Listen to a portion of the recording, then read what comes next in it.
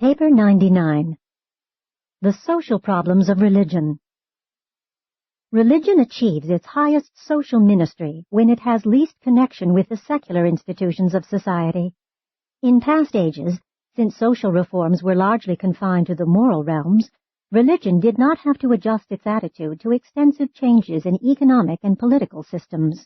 The chief problem of religion was the endeavor to replace evil with good within the existing social order of political and economic culture.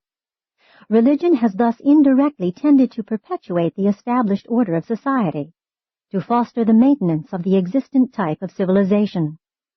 But religion should not be directly concerned either with the creation of new social orders or with the preservation of old ones.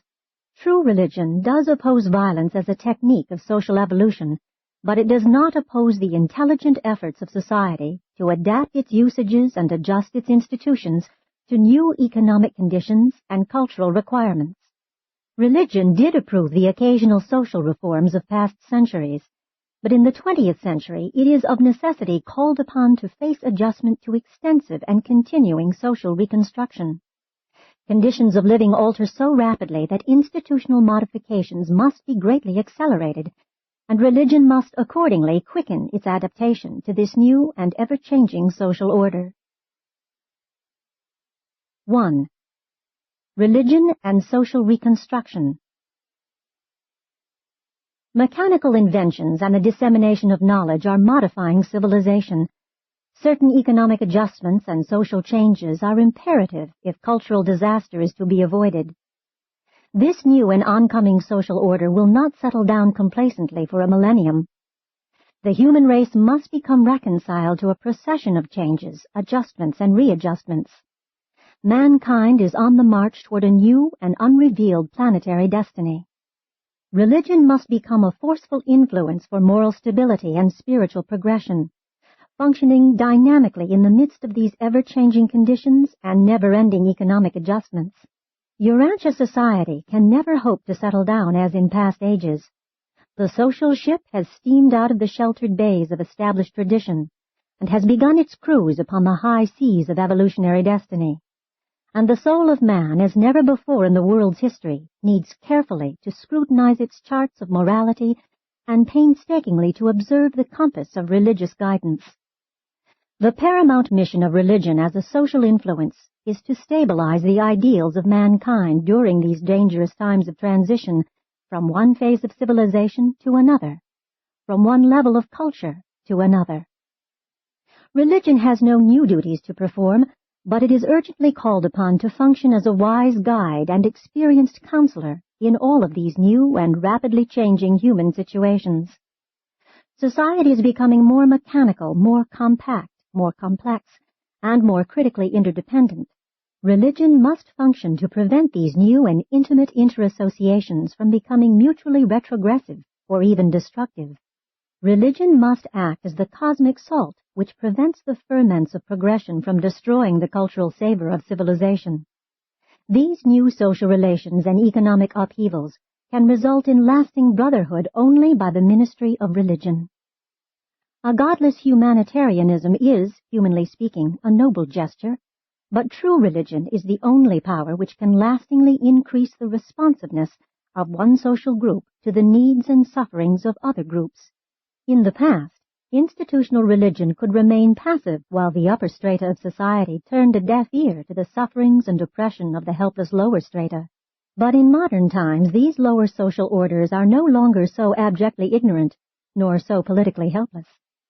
Religion must not become organically involved in the secular work of social reconstruction and economic reorganization, but it must actively keep pace with all these advances in civilization by making clear-cut and vigorous restatements of its moral mandates and spiritual precepts, its progressive philosophy of human living and transcendent survival.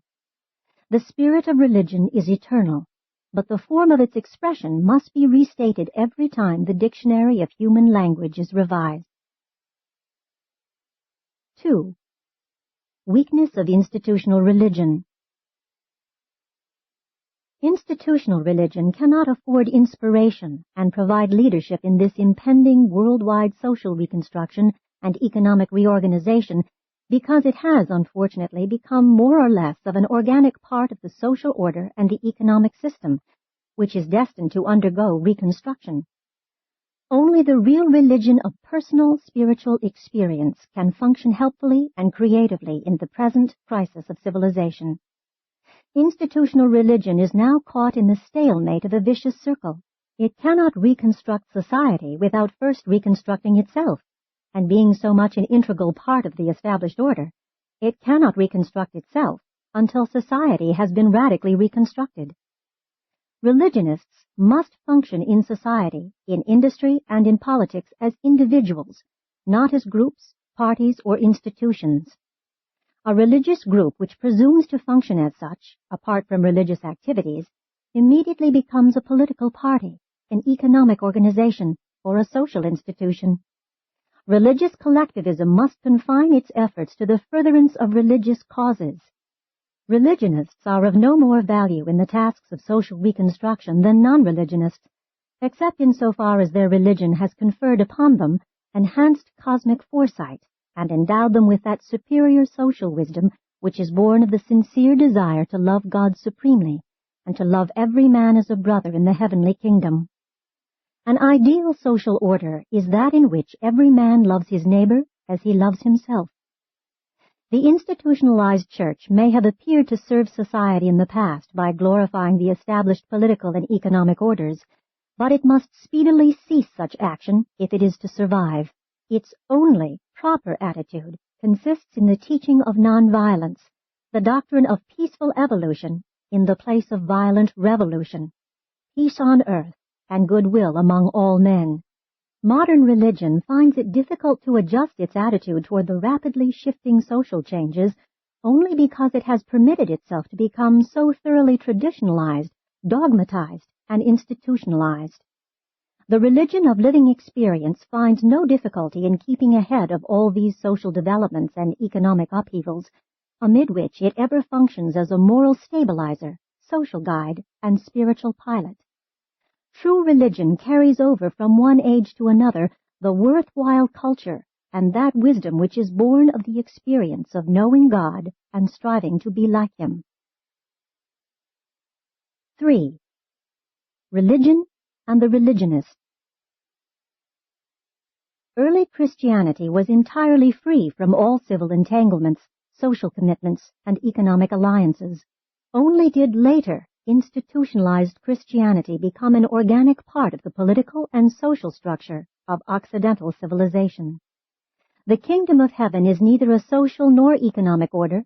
It is an exclusively spiritual brotherhood of God-knowing individuals.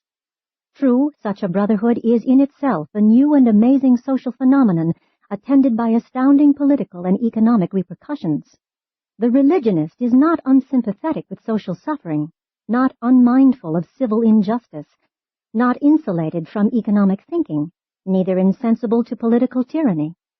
Religion influences social reconstruction directly because it spiritualizes and idealizes the individual citizen. Indirectly, cultural civilization is influenced by the attitude of these individual religionists as they become active and influential members of various social, moral, economic, and political groups.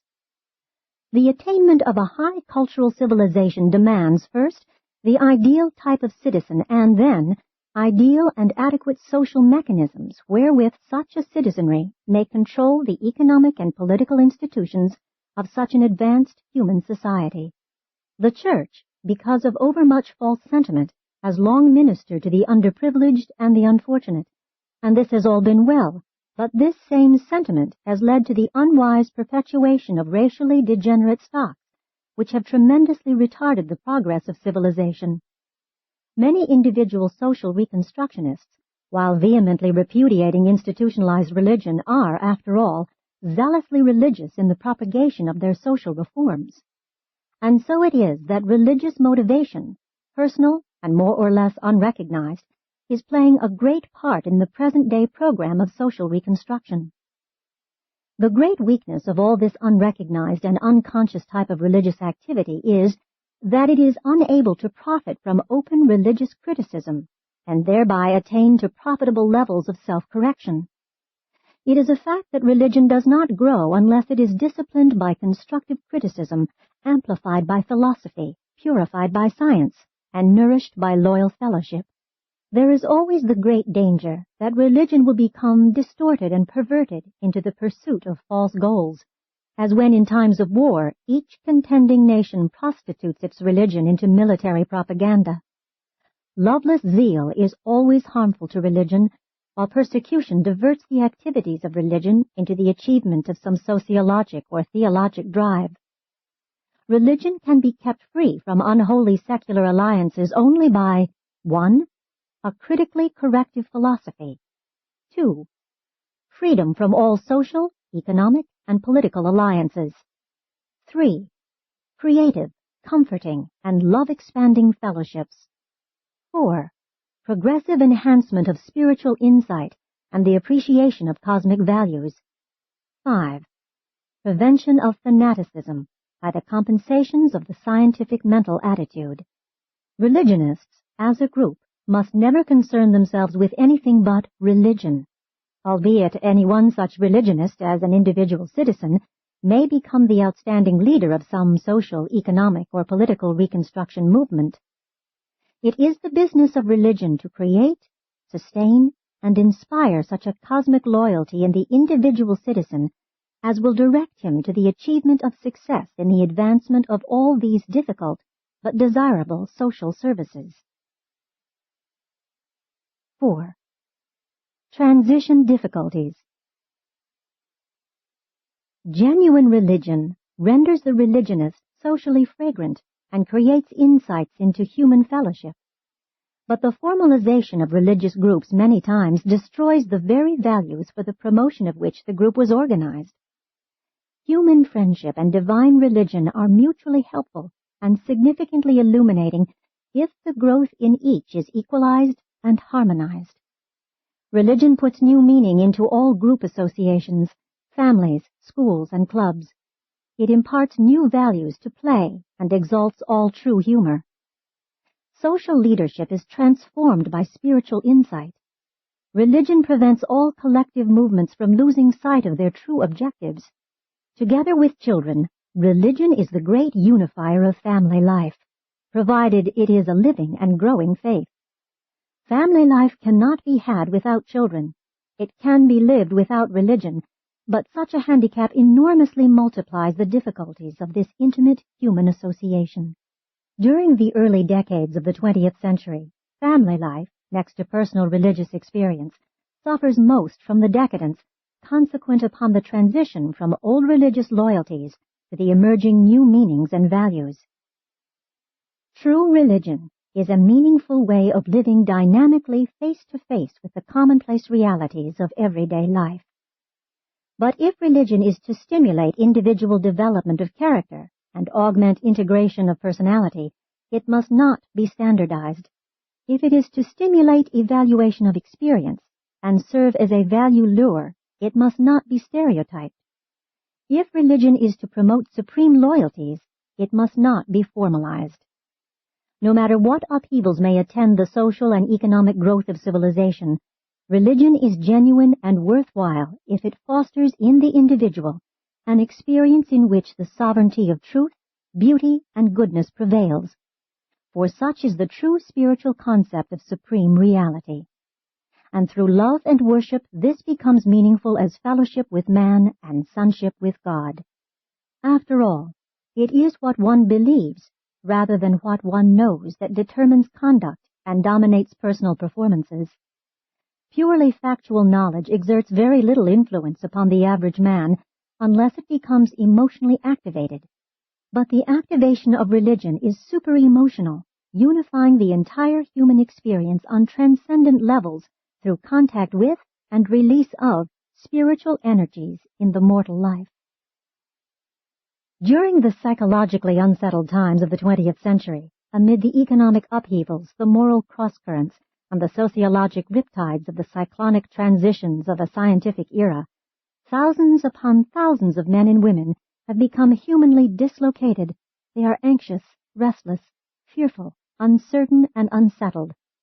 As never before in the world's history, they need the consolation and stabilization of sound religion. In the face of unprecedented scientific achievement and mechanical development, there is spiritual stagnation and philosophic chaos. There is no danger in religions becoming more and more of a private matter, a personal experience, provided it does not lose its motivation for unselfish and loving social service. Religion has suffered from many secondary influences, sudden mixing of cultures, intermingling of creeds, diminution of ecclesiastical authority, changing of family life, together with urbanization and mechanization. Man's greatest spiritual jeopardy consists in partial progress, the predicament of unfinished growth, forsaking the evolutionary religions of fear without immediately grasping the revelatory religion of love. Modern science, particularly psychology, has weakened only those religions which are so largely dependent upon fear, superstition, and emotion. Transition is always accompanied by confusion, and there will be little tranquility in the religious world until the great struggle between the three contending philosophies of religion is ended. 1. The spiritistic belief in a providential deity of many religions. 2. The humanistic and idealistic belief of many philosophies. 3. The mechanistic and naturalistic conceptions of many sciences. And these three partial approaches to the reality of the cosmos must eventually become harmonized by the revelatory presentation of religion, philosophy, and cosmology, which portrays the triune existence of spirit, mind, and energy, proceeding from the Trinity of Paradise and attaining time-space unification within the deity of the Supreme. 5. Social aspects of religion. While religion is exclusively a personal spiritual experience, knowing God as a father, the corollary of this experience, knowing man as a brother, entails the adjustment of the self to other selves, and that involves the social or group aspect of religious life. Religion is first an inner or personal adjustment, and then it becomes a matter of social service or group adjustment. The fact of man's gregariousness, perforce, determines that religious groups will come into existence. What happens to these religious groups depends very much on intelligent leadership. In primitive society, the religious group is not always very different from economic or political groups. Religion has always been a conservator of morals and a stabilizer of society. And this is still true, notwithstanding the contrary teaching of many modern socialists and humanists. Always keep in mind, true religion is to know God as your father and man as your brother. Religion is not a slavish belief in threats of punishment or magical promises of future mystical rewards. The religion of Jesus is the most dynamic influence ever to activate the human race. Jesus shattered tradition, destroyed dogma, and called mankind to the achievement of its highest ideals in time and eternity, to be perfect, even as the Father in heaven is perfect. Religion has little chance to function until the religious group becomes separated from all other groups, the social association of the spiritual membership of the kingdom of heaven.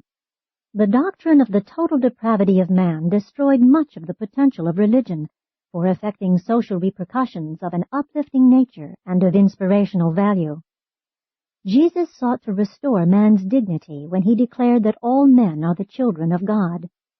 Any religious belief which is effective in spiritualizing the believer is certain to have powerful repercussions in the social life of such a religionist. Religious experience unfailingly yields the fruits of the Spirit in the daily life of the Spirit-led mortal. Just as certainly as men share their religious beliefs, they create a religious group of some sort which eventually creates common goals. Someday religionists will get together and actually effect cooperation on the basis of unity of ideals and purposes, rather than attempting to do so on the basis of psychological opinions and theological beliefs. Goals rather than creeds should unify religionists. Since true religion is a matter of personal spiritual experience, it is inevitable that each individual religionist must have his own and personal interpretation of the realization of that spiritual experience. Let the term faith stand for the individual's relation to God rather than for the creedal formulation of what some group of mortals have been able to agree upon as a common religious attitude. Have you faith? Then have it to yourself. That faith is concerned only with the grasp of ideal values is shown by the New Testament definition, which declares that faith is the substance of things hoped for and the evidence of things not seen. Primitive man made little effort to put his religious convictions into words. His religion was danced out rather than thought out. Modern men have thought out many creeds and created many tests of religious faith. Future religionists must live out their religion, dedicate themselves to the wholehearted service of the brotherhood of man. It is high time that man had a religious experience so personal and so sublime that it could be realized and expressed only by feelings that lie too deep for words.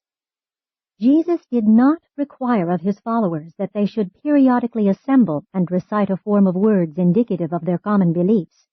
He only ordained that they should gather together to actually do something, partake of the communal supper of the remembrance of his bestowal life on Urantia. What a mistake for Christians to make when, in presenting Christ as the supreme ideal of spiritual leadership, they dare to require God-conscious men and women to reject the historic leadership of the God-knowing men who have contributed to their particular national or racial illumination during past ages. 6. Institutional religion. Sectarianism is a disease of institutional religion, and dogmatism is an enslavement of the spiritual nature. It is far better to have a religion without a church than a church without religion. The religious turmoil of the 20th century does not, in and of itself, betoken spiritual decadence. Confusion goes before growth as well as before destruction. There is a real purpose in the socialization of religion. It is the purpose of group religious activities to dramatize the loyalties of religion, to magnify the lures of truth, beauty, and goodness, to foster the attractions of supreme values, to enhance the service of unselfish fellowship, to glorify the potentials of family life, to promote religious education, to provide wise counsel and spiritual guidance, and to encourage group worship. And all live religions encourage human friendship, conserve morality, promote neighborhood welfare, and facilitate the spread of the essential gospel of their respective messages of eternal salvation. But as religion becomes institutionalized, its power for good is curtailed, while the possibilities for evil are greatly multiplied. The dangers of formalized religion are fixation of beliefs and crystallization of sentiments, accumulation of vested interests with increase of secularization, tendency to standardize and fossilize truth, diversion of religion from the service of God to the service of the church, inclination of leaders to become administrators instead of ministers, tendency to form sects and competitive divisions, establishment of oppressive ecclesiastical authority, creation of the aristocratic chosen people attitude, fostering of false and exaggerated ideas of sacredness, routinizing of religion and the petrification of worship, tendency to venerate the past while ignoring present demands, failure to make up-to-date interpretations of religion, entanglement with functions of secular institutions. It creates the evil discrimination of religious castes. It becomes an intolerant judge of orthodoxy. It fails to hold the interest of adventurous youth and gradually loses the saving message of the gospel of eternal salvation. Formal religion restrains men in their personal spiritual activities instead of releasing them for heightened service as kingdom builders. 7. Religion's contribution. Though churches and all other religious groups should stand aloof from all secular activities, at the same time, religion must do nothing to hinder or retard the social coordination of human institutions. Life must continue to grow in meaningfulness. Man must go on with his reformation of philosophy and his clarification of religion. Political science must affect the reconstruction of economics and industry by the techniques it learns from the social sciences and by the insights and motives supplied by religious living. In all social reconstruction, religion provides a stabilizing loyalty to a transcendent object, a steadying goal beyond and above the immediate and temporal objective. In the midst of the confusions of a rapidly changing environment, mortal man needs the sustenance of a far-flung cosmic perspective. Religion inspires man to live courageously and joyfully on the face of the earth. It joins patience with passion, insight to zeal, sympathy with power, and ideals with energy. Man can never wisely decide temporal issues or transcend the selfishness of personal interests unless he meditates in the presence of the sovereignty of God and reckons with the realities of divine meanings and spiritual values. Economic interdependence and social fraternity will ultimately conduce to brotherhood. Man is naturally a dreamer, but science is sobering him so that religion can presently activate him with far less danger of precipitating fanatical reactions. Economic necessities tie man up with reality, and personal religious experience brings this same man face to face with the eternal realities of an ever-expanding and progressing cosmic citizenship. Presented by a Melchizedek of Nebadon.